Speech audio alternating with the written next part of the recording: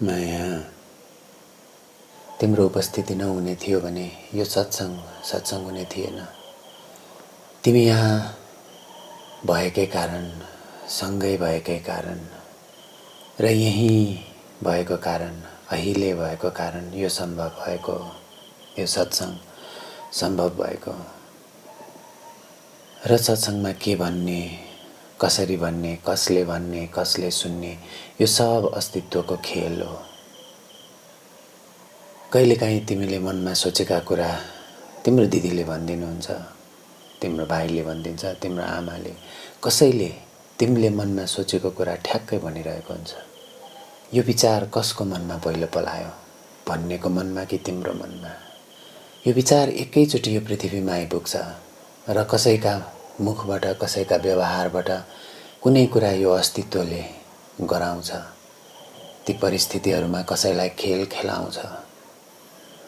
केही वर्ष अगाडि एउटा अनौठो घटना घटेको थियो। भारतमा एउटा सर्ट मुभी बनाइएको थियो र नेपालमा पनि एउटा सर्ट मुभी बनाइएको थियो र यी दुवै मुभीका कथा एकैनास हुन गएकोले ठुलो विवादको सृजना भयो। पात्रहरू पनि उस्तै उस्तै, घटनाको कथा पनि उस्तै उस्तै र सुटिङ गरेका सिनहरू पनि उस्तै उस्तै। यसपछि एकदमै ठुलो विवाद सृजना भयो र दुवै पक्षले आफूले पूर्ण रूपले आफैले बनाएको चलचित्र हो भनेर दाबी गरिरहे। त्यहाँसम्म देख्दा, यो ठुलो कथाबाट देख्दा कुनै पनि स्थिति, कुनै पनि कथा, कुनै पनि घटना कहाँबाट सुरु हुन्छ र को यसलाई गर्ने, को यसको कलाकार बन्छ, हामी कसैलाई थाहा हुँदैन। यस्तै अर्को घटना, तीनटा ल अफ मोसनको आइडिया, यसको कुरा गरियो र यसरी ग्राभिटी पत्ता लगाए न्युटनले। र न्युटन्स ल भनेर तीनटा प्रख्यात लहरू न्युटनको जन्म हुनुभन्दा कई सय वर्ष अगाडि भारतमा कुनै एउटा ऋषिले गरिरहेका थिए।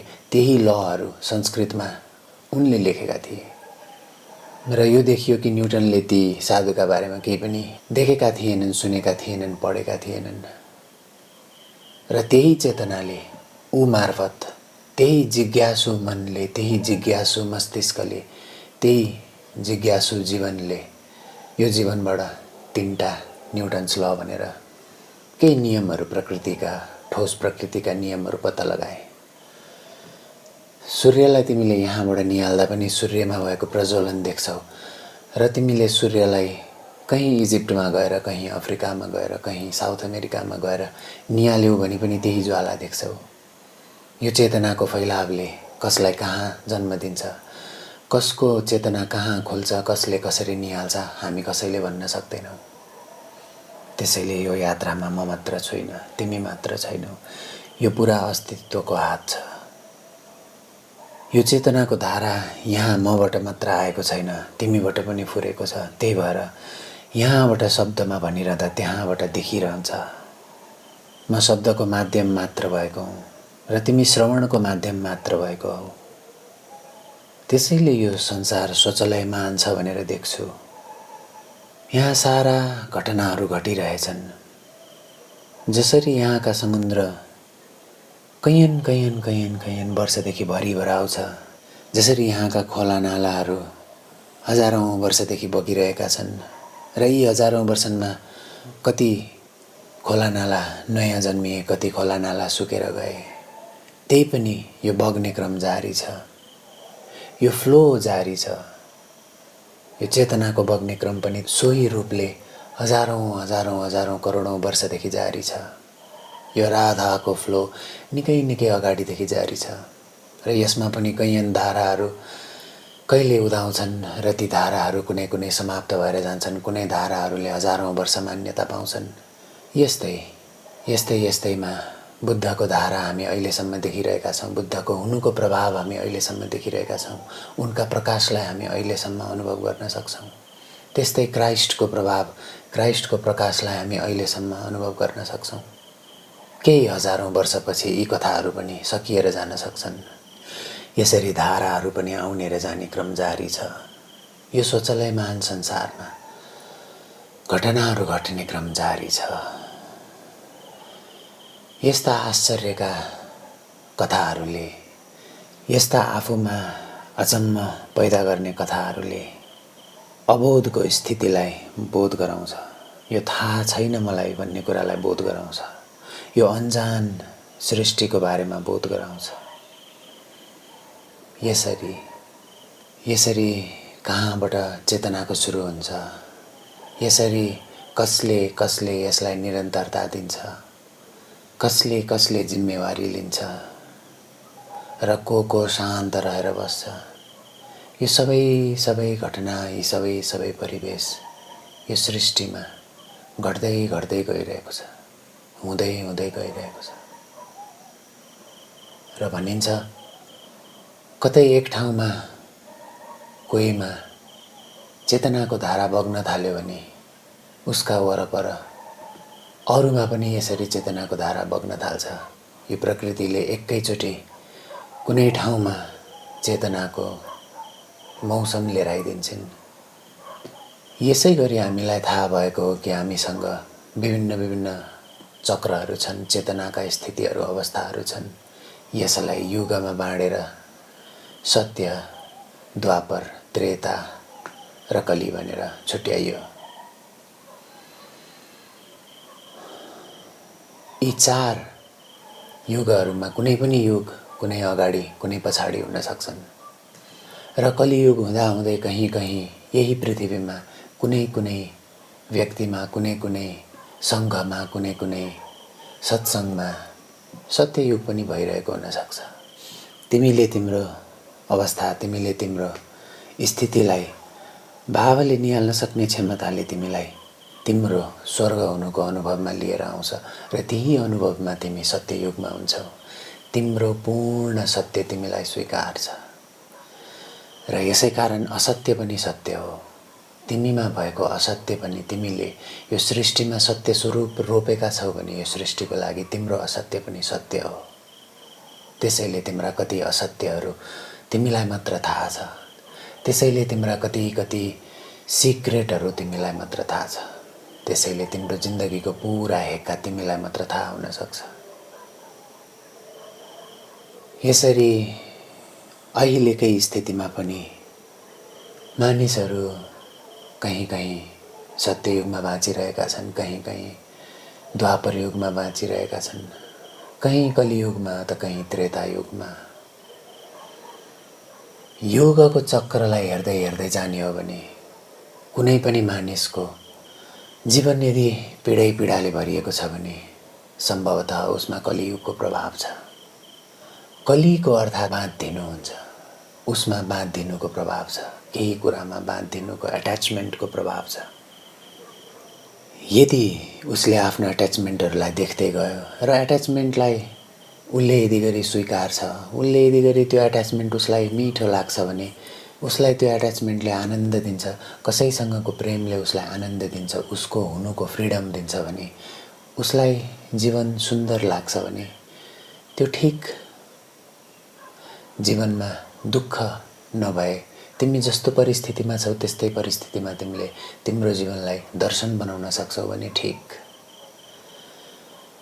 यसरी तिमी कलीलाई निहाल्दै भिन्न तिमी आफूभित्रकै परिस्थितिलाई निहाल्दै तिमी सत्यसम्म पुग्न सक्छौ र यी 4 युगको फैलाव तिमी आफूभित्रै देख्न सक्छौ। पौराणिक कथालाई निहाल्यौ भने पनि यी विभिन्न युगमा भएका ठुला घटनाहरू जस्तै द्वापर युगमा महाभारत घट्यो, त्रेता युगमा रामायण घट्यो। यस्तै संसारभरि जसले ठुला सभ्यतामा साम्प्रदायिक ज्ञानलाई राखे उनीहरू सबैलाई यस्ता घटनाहरूको बोध छ। कहीँ ठुला घटना घटेका छन्, यसको बोध छ। यी घटेका घटनाहरूलाई निहाल्दै हो भने यी आर्किटाइपल देखिन्छन्। त्यसैले कृष्णले अर्जुनलाई भनिरहेको कुरा प्रत्येकले आफ्नो जीवनमा दर्शन स्वरूप पाउन सक्छ र त्यसै कारण श्रीमद् भागवत गीताको यति ठुलो प्रभाव छ संसारभरि। तिमीले त्यो देख्न सक्यौ भने तिमी कलिबाट तिमीले श्रीमद् भागवत गीता तिम्रो जीवनमा घटेको देख्न सक्ने क्षणमा तिमी कलियुगबाट उठेर द्वापर युगमा पुग्छौ। यसै गरी तिमीले तिम्रो जीवनको दुःख मात्र देख्यौ भने तिमी सत्ययुगबाट सिधै कलियुगमा पनि आइपुग्छौ। स्वर्ग र नर्कको अनुभव, सत्य र कलीको अनुभव र यी दुई बीचका भिन्न तलहरूको अनुभव तिमीलाई एकै दिनमा धेरैचोटि फिल भएको हुनसक्छ। एकै दिनमा तिमी यी चारै युगबाट गुज्रेर आएको हुन सक्छौ र तिमी भित्रको यात्राले तिमीलाई यस्तोसम्म शक्ति दिँदै जान्छ कि तिम्रो मौजमा, तिम्रो खुसीमा तिम्रो परम कष्टकर भन्दा कष्टकर मोमेन्टहरूमा पनि सबैलाई त्यागेर तिमी द्रष्टा बन्न सक्छौ, तिमी नियाल्ने बन्न सक्छौ, तिमीमा दर्शन घट्न सक्छ र तिमी उति नै खेर स्वर्गमा हुन सक्छौ। त्यसैले गुरुहरू भन्नुहुन्छ मानिसको जीवनको यति ठुलो महत्त्व छ रे कि देवतालाई पनि मानिस भएर जन्मिनु, मानिसमा चढ्नु, मानिसमा प्रवेश गर्नुको इच्छा हुन्छ रे र दानवलाई पनि भूत पिशाच दानव यस्तै पनि मानिसको शरीरमा, मानिसको जन्ममा र मानिसको अनुभवमा आउन इच्छा हुन्छ रे। यो किनकि मानिसको हुनु, मात्र मानिसको हुनु यस्तो अवस्था हो कि ऊ दुईटै स्वर्ग र नर्कलाई एकैचोटि निहाल्न सक्छ। त्यस्तो अवस्थामा पुग्न सक्छ जहाँबाट ऊ स्वर्गको उपस्थिति पनि देख्न सक्छ र नरकको उपस्थिति पनि देख्न सक्छ। यी दुईटै भाव द्वैत हुन्। स्वर्ग र नर्क पनि द्वैत हुन् र अस्तित्व यो दुईटा द्वैतभन्दा पनि पर छ, अथवा भनौँ यो दुईटा द्वैतभन्दा पनि भित्र छ, तिम्रो अझ नजिक छ। यसैले तिम्रो जीवनमा स्वर्ग पनि घट्दै जान्छ, तिम्रो जीवनमा नर्क पनि घट्दै जान्छ र तिम्रो जीवनमा शान्ति पनि घट्दै जान्छ। तिमीले यी सबै चाख्दै गएको हुन्छौ, मात्र आफ्नो जीवनलाई गहिरो रूपमा ननिहालेकोले तिमीले यिनलाई छुट्याउन सक्दैनौ र तिमी स्वर्गको अनुभवमा पुग्दा हराउँछौ, त्यसैमा एक भइदिन्छौ र नर्कको अनुभवमा पुग्दा पनि तिमी हराउँछौ र एक भइदिन्छौ। तिमी स्वर्गको अनुभव भइरहोस् भनेर इच्छा गर्छौ र स्वर्गको अनुभव हुँदा तिमी बेहोसीमा हुन्छौ। तिमी नरकको अनुभव नहोस् भनेर इच्छा गर्छौ र तिमी नरकको अनुभवमा पुग्दा तिमीलाई थाहा हुन्छ तिमी नरकको अनुभवमा छौ र त्यसबाट उम्किन चाहन्छौ। यही कारणले गर्दा तिम्रो मनको सुखमा होस गुमाउने र दुःखमा होस आए पनि यसलाई भगाउने, यसलाई पर राख्न पाए हुन्थ्यो भन्ने मात्र होस आउने भएको कारणले गर्दा तिमीले दुःखबाट सुरु गर्नुपर्छ। किनकि दुःख तिमीले भगाउन चाहन्छौ नै, सुख तिमीले भगाउन चाहँदैनौ। जे तिमीले तिम्रो जीवनबाट भगाउन चाहन्छौ त्यहीबाट तिमीले यात्रा सुरु गर्नुपर्छ। यसै कारण तिम्रो स्याडो वर्कमा तिमीले तिम्रो जीवनमा दुख्ने भागहरू कहाँ कहाँ छन् त्यहाँबाट सुरु गर्नुपर्छ।